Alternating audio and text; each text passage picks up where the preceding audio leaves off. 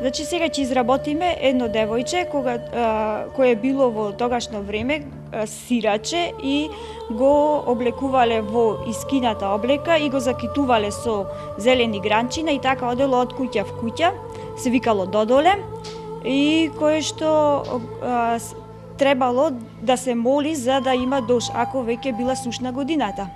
Тоа ќе го изработиме од половина сечена црпка. За да се потполни лицето ставаме малку памук и формираме нормално очи, уста.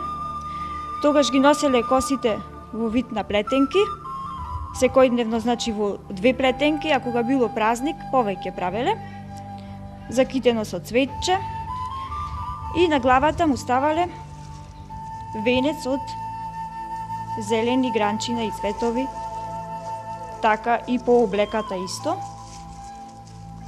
за да личи на така маскирано, заедно со други девојчиња, оделе од куќа в куќа и пееле песна како за цел да се молат за да имат врнежлива година.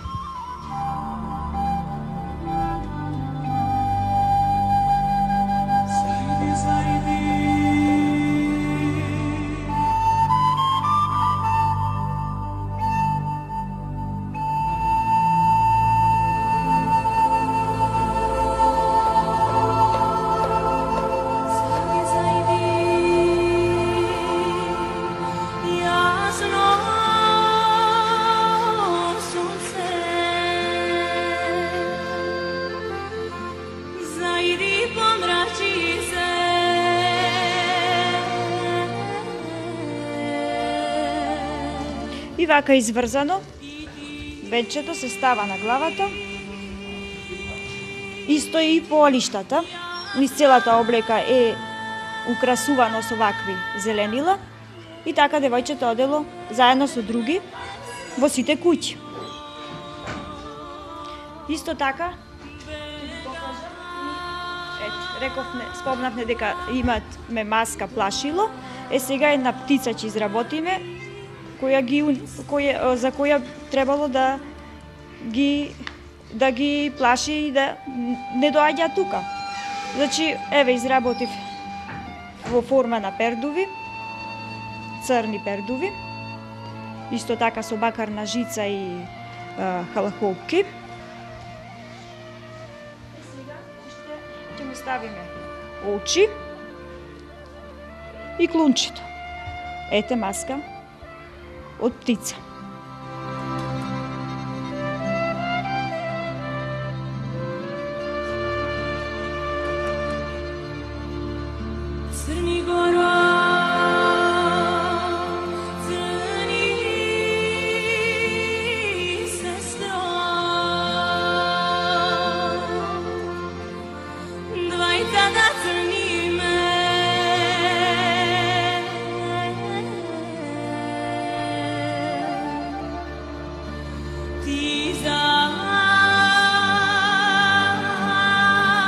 Во етноработилницата на учениците од основното училиште Манчо Матак во рамките на проектот Верче Бушеска им го покажува традиционалниот кривогаштански вес. Кои бои го сочинуваат овој вес и која е карактеристиката? Овој вес го сочинуваат боите црно-црвено и мислам дека тие се стар вес од таа боја. Сите народни носи биле претежно со црно-црвено изработени. Сега оваа боја е таква, а имаме и други уште 2 народни носи со жолто-зелено, жолто-црно и жолто-зелено. И така да ќе биде поинтересно така со повеќе примери. Каков конец се употребува, дали е тоа памучен конец, какво платно се користи и каков е везот? Платното се вика панама, нешто. А конецов не е памучен. Исто така, со игла се работи, прецизно треба. Од кого го научивте овој вес, колку долго сте го гледале како го изработува традиционално во вашето семејство? Јас го научив уште од мала. Моето семејство исто така и мајка ми сестра ми го работеле. И И јас го научив. Која е финесата на овој вез? Кој е она убавото што го дава? Што треба да знае изработувачот за да биде везот и автентичен и да нема ни една грешка? Треба многу пред се прецизност. Треба смиреност пред се. Не може секој да го работи. И за да дојде до убаво. Не треба брзање, да се прават грешки многу. После не излегува исто. Ајде сега да им покажете на учениците, да им кажете како се работи везот пред игла, дали е тоа со изработка на крстови? Да, се изработува крвчиња, пред игла обавезно конецот вака оди. Се бројат коцкички мали, по 4. После пак си одиш пак горе си броиш исто така. Еве видете деца. Вака пак горе си броиш 4 коцкички и си се прави крвче. Исто и вамо. И си продолжуваш и си броиш, зависи од примерот како треба да го направиш. Еве вака, се малце иди. Доколку се направи грешка, дали е можна корекција? Да, можна е. Секако можна е, само на време да се види и после. Ако биде малце покасно, ќе треба повеќе време да или уште да работи. Колку време треба за да се изработи една шара, односно 1 сантим, една педа од шарата? Па треба време, јас исто така го работам, како што кажа колешка Верче, кој ќе имам време, не е ограничено една ден, например. Треба доста време. Ова некаде кај 2 недели треба да сработиш. Дали младите пројавуваат интерес за везењето, дали сакаат да учат? Не многу. Верувате ли дека токму со ова етноработилница, со овој пример и практичен, ќе се роди љубов кај помладите, ќе сакаат и тие да се пробаат, колку се вешти со иглата и со платното? Верувам дека ќе можат да се пробаат. Сакаат, зашто да не?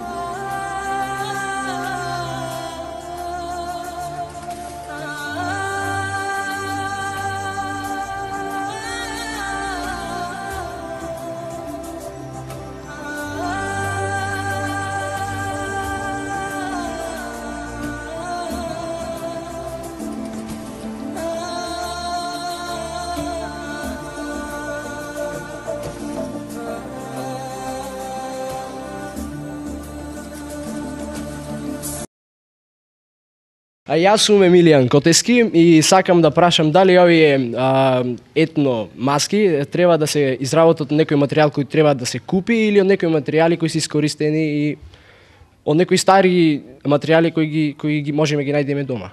Јас сум Ева Попалецка и сакам да прашам дали овие носи се носеле секојдневно или само на некои верски празници?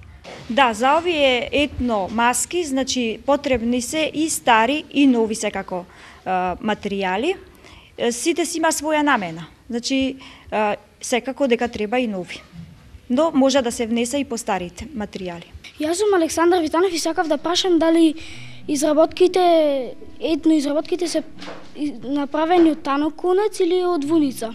Оваа носија се носела и секој ден, а невестинската уште поукрасена била. Децата прашува исто така со каков конец се изработува? Се изработува со памучен конец, се употребува и свилен конец. Јас сум Анастасија Затковска и се заблагодарувам што ни кажавте како се изработува тоа и се надевам дека другата година ние ќе кажуваме. Изработките од ова етноработилница пошироката јавност, секако и жителите на Кривогаштани ќе може да ги видат на големиот настан, односно на промоцијата на верскиот празник Прочка, кога ќе бидат покажани изработените етномаски.